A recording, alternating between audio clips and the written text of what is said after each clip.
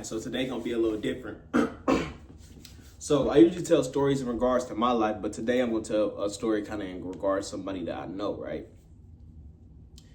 The story about one of my friends back home in Milwaukee. It's about his little brother, right? So, like I told in previous stories and stuff like that, we grew up in Milwaukee, we grew up in low poverty areas and stuff, and a lot of times people become products of their environment. People wasn't trying to be street, wasn't born to be gangster, none of that. Like, they could have did something else maybe if they were born somewhere else. But since where they are, you know what I'm saying, they are what they are. You understand what I mean?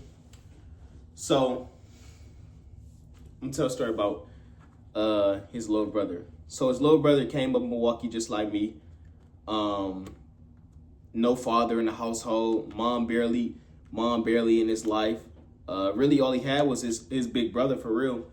Now, since he had nobody really, he would oftentimes like hang in the streets and stuff like that and associate with gang stuff, be doing bad stuff, being in stolen cars, and stuff like that. So eventually, what come with that life, eventually you might start like beefing with people or get into it with rival gangs and stuff like that. So I guess he was one day he was walking to the store and some dudes caught him and they basically stripped him. Now, when I say strip, I ain't talking about like Diddy, bro, like butt naked. Like, they basically like robbed him out his Bape hoodie and stuff and all that. I'm gonna see if I can find a police article on this.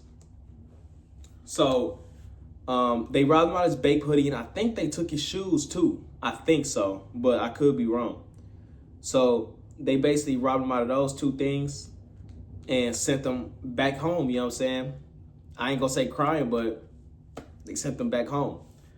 So he eventually found out who one of those dudes were, and he went and grabbed one of his friend's guns, and he just so happened to see this guy at the store, right? So he ends up seeing the kid outside the store, and he ends up shooting him in his head. Now, the kid didn't pass away. He ain't die or nothing. Like, I think he may or may not still be alive. I think he's still alive though. But the crazy part about it is that same dude that robbed him and he went to go shoot at him, that same little boy told him. His family told him. It's like, and that's the type of stuff that people do in the streets too. Like, your kid will be out here doing so much wicked stuff, and as soon as somebody do something to your kid, now you want to go tell the police on them and get on the news saying, "Oh, my kid was such a great kid," but he really wasn't. Your kid was out here bad, bro. Your kid had to go. And if they would never had took none from little bro probably would have never had done that in the first place. But that simple decision that he made got him 22 years in jail. That shit happened in 2022 in like August, right? At the time when he did that, I believe he was 15 years old, right? I remember all this shit, bro. I believe he was like 15 years old when that happened, man. Man, he got to be like 18 years old. Wait. He probably 18 or 19 by now. Somewhere around that range. Because he just turned, when he got locked up, he spent his 16th birthday in jail. You know what I'm saying? So if it was 3 years ago, he probably like 18 now. He spent his 16-year-old birthday in jail and stuff. He's been locked up since he was 16 years old. What's 22 plus 15? That is, my bad, y'all. I'm bad with math. He gonna be 37 when he get out. He gonna be like 37, 38 years old when he get out. All because he made one simple mistake.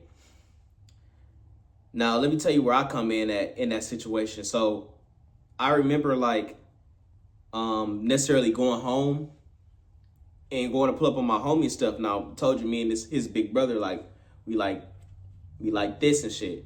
So I pull up to his crib, and I remember just seeing the police out there staked out his crib and stuff like that. I ain't know who the cops was for, you know what I'm saying? Like, Cause motherfuckers done did so much bad shit, bro. Like we ain't know who they was there for. They just so happened to be there for his little brother. And I pulled up to his crib and it's like 8 police cars outside his house and stuff like that. And they eventually didn't even he knew the police was after him and stuff. And he didn't even go home because he knew that. See, what really happened was he went to go hang out at his friend's crib. And then his friend actually was pretty bad in the streets too and stuff. His friend actually ended up getting killed. Not in this sequence of events that I'm gonna tell you, but in a later event. But basically some dudes pulled up on him and stuff and pulled a drive-by on him, and his friend got the one that got killed later on. He ended up getting hit in his foot. I'm not gonna say the dude's name because like he a known person in Milwaukee, but he ended up getting shot in his foot, and the police came to investigate and ended up taking bro. They took both of them in for questioning, and then they found out that he was on the run for shooting little bro. So they ended up taking him, and he never got out after that. But yeah, now I'm gonna explain to y'all why that sequence made me say like F the streets, bro, and become an activist, right? I just don't like how people, they could just take our life from us like that, you know? Like, now I'm not saying that he was right for doing what he did, but at the same time, it's like, you gotta think about it. A person can do one mistake and they get their whole life took from them, you know? And then the judge, the people that's convicting people, giving them 22 years, 25 years, they don't even know these people, bro. They giving people so much time for doing one mistake. Yeah, it's bad, but you gotta think about what caused this, bro. It was his fault, but it wasn't really his fault. No father figure in the house. Moms wasn't there. Forced to hang in the streets. You know what I'm saying? He grew up in the trenches of Milwaukee, you know, where it's hard. You know what I'm saying? And you gotta really like cut people. I'm not saying cut him some slack and stuff, because what he did was wrong, but it's just a fucked up situation. And I just don't appreciate seeing people get their life took from them. And one day I had a dream, right? After that shit happened. And I was just thinking, like, in the dream, it was like, damn, if I don't cut it out, like, I'm gonna be just like him. I'm gonna be in prison too, you know? So it just made me change my life and who I am as a person. But yeah, though, like, it's just basically my love for other people and my love for black people. I can't sit here and just let a young kid get their whole life took, you know? So it inspired me to really talk to the youth and stuff like that, because I'm seeing what's going on, you know? I'm seeing that think about it, bro. They killing 2 birds with 1 stone is what y'all not understanding. Think about it. If I go slide on my op, right, and I take him out, now the police gonna send me to jail. They just took 2 black people off the streets. They push us all in these small little environments and stuff like that, forced to have to fend and fight each other. Same elements that the police are scared of, black people are scared of too. Police be out here with bulletproof vests, tasers, flashlights, guns, just to fight off black people in their communities. But I'm in that same community with none of that. I'm scared of these niggas too. You know what I'm saying? And I feel like people just don't get it.